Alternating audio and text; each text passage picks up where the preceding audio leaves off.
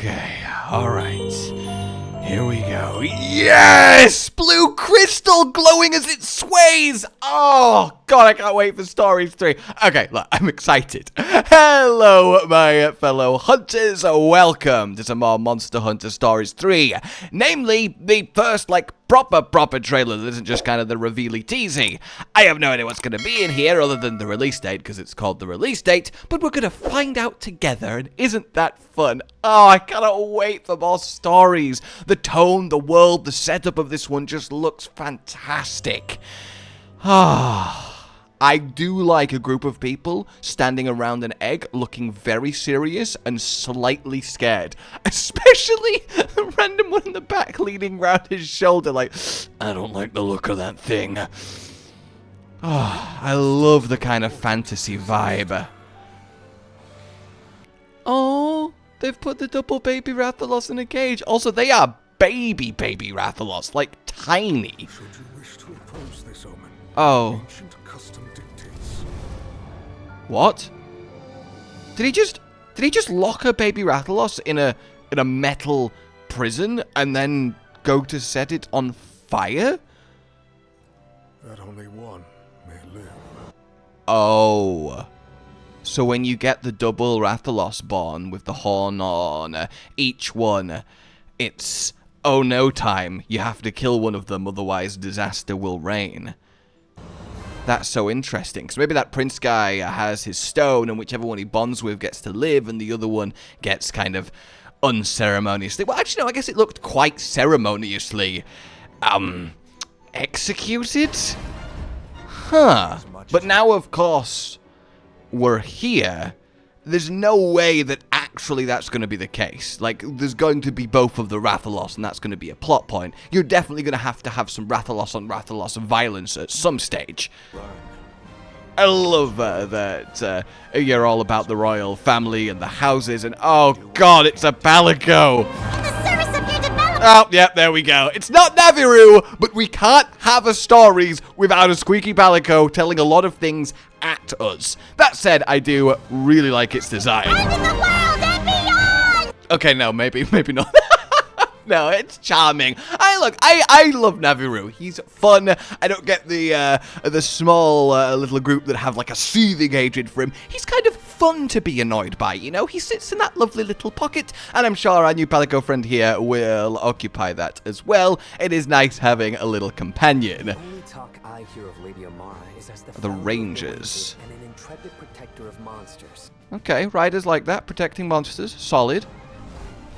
Oh, yes! Toby Kadachi back once again as we get some actual, gameplay with UI and all of it. Broadleaf Basin here. We've immediately got a egg den up north of him, so that's very interesting. And a travel station too, so that's just kind of a thing happening. And this little corridory entrance looks kind of normal. How big the actual zones and things will be in this is really a question I have. Will it be even more open, or will we kind of retain our go-to, essentially a room, even if it's open, air quotes, outside, it's essentially just a room with stuff in, and you kind of go between them, or are we going to have some proper sprawling fields, which I really hope we do. Also, in the water, is that a plesioth? Because that's kind of fun. Will it be a monstie this time around, is the thing. But there is just something very ominous about it simply being there. But also, being on the Toby Kadachi here, and presumably, yes, gliding. Ooh! Well, I really should have waited, just a couple seconds before voicing those thoughts.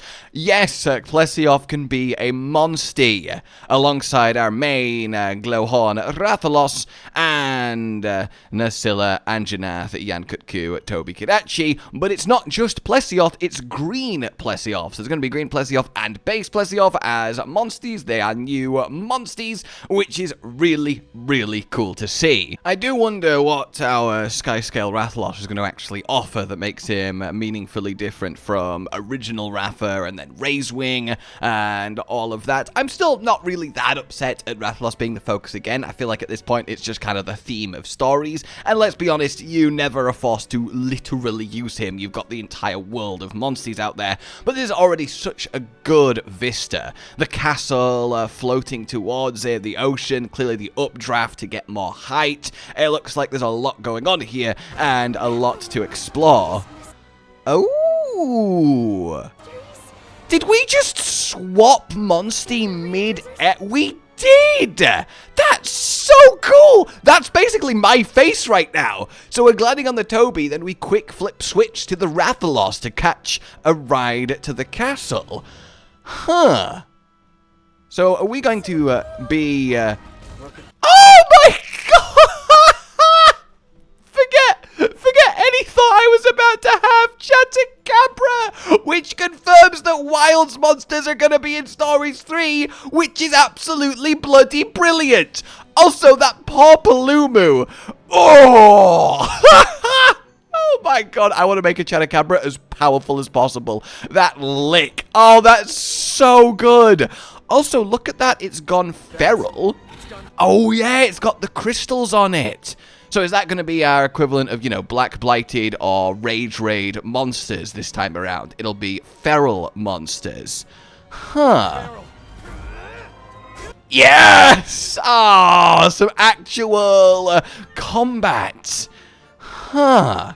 So, a bit of an NPC with their monstie, us, and our Ratha, getting a helmet breaker in there on the feral chatacabra. That's very, very cool to see. The prince and Ratha's double attack. Yep, love it. Love that we get to be just a prince this time around. Oh, yeah, there it is. The other skyscale broken out of his little fire prison and presumably escaped. Oh, being taken. Of course, because the rangers want to protect monsters. They don't want to see one of them sacrificed. Also, those Glavenus with your purpley crystals, that is quite intimidating. Gog damn. You've got your classic Velocidromes. Ooh. Even the Rathalos is a little bit purpled up. Are we going to have good Rathalos, evil Rathalos? Also, that was like some real Black Knight vibes. Wow. Oh my god, I'm just so excited. It's so good. I love it. It's such a guilty pleasure. Oh. Freedom! It's not just Chatacabra. Are we going to have the apexes in Stories 3 already? This has to have been in development before, of course, the release of Wilds, which means they were cross-pollinating in the run-up to the launch of Wilds. Also, March 13th. That is so much sooner than I expected. That's ridiculous. I'm not complaining, but based on the title update cycle, if we do get 5 for Wilds, this won't be that much after that. And also, the fact that we're getting it early in the year, is that to get it out the way for a potential Master Rank Wilds expansion, maybe towards the end of 2026, the start of 2027, who knows? In any case, that is by the by. This is awesome. I am so glad that we are getting a little hint of Wild's Apex action. Can you imagine a Raidow's kinship attack? Like, my gog. That is going to be so cool. So definitely a lot of new monsties already. Presumably Chatacabra is going to be a monstie. So him, plesioth, and Raidal, that's 3 at least. There's going to be more Wilds monsters. And there seems like there's going to be a lot to do here. But also, this whole area kind of looks like the Windward Plains, right? It's got, like, the crystals, it's Raidow's obviously in it, so either there is going to be a part of Stories 3 that takes place in the Forbidden Lands, or we're going to find out that Raidow, Chatacabra, Wilds monsters are actually more widespread than we realized, but either way, that's really, really cool. Actually, there's more! The Direct itself had apparently new footage, so, okay, yeah, immediately just running towards the kingdom. Oh, it's beautiful. Oh, so yeah, we do have 2 kingdoms, Rathalots, each a war. Like, it's so well done and set up. Oh, Aptonov, Aptodad, wow. Slagtoff, a new endemic life little bird thing, Magnamarlo. God, look at the open fields. Oh, that's nice. Just straight up. There it is, the plesioth swap. Brilliant. And that was base plesioth 2. Seeing Magna Malo is really, really cool. And yes, the crystal plague, that could very well be what Ratha was hovering over, not the Windward Plains, of course. And that's really, really neat. I love a little Legiana friend as well. Honestly, I'm so excited for the story. Hey, potent, but I guess we did need a cat to tell us how potent it was. Fighting a Magna Malo, your head-to-heads, your double attacks, just brilliant.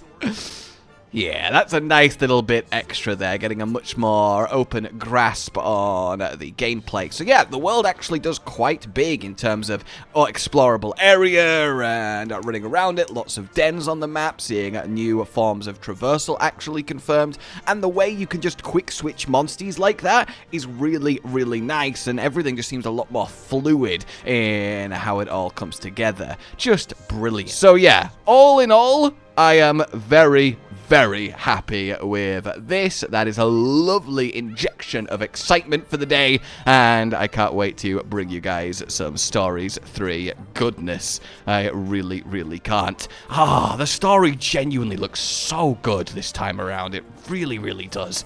Let me know your guys' thoughts then, how you're liking it. You excited for more monstie battling action fun? Hopefully we get the elemental system that can tweak what element monsties actually are back this time. A lot of people didn't want it in 2, and there was kind of some of it there. It just wasn't working.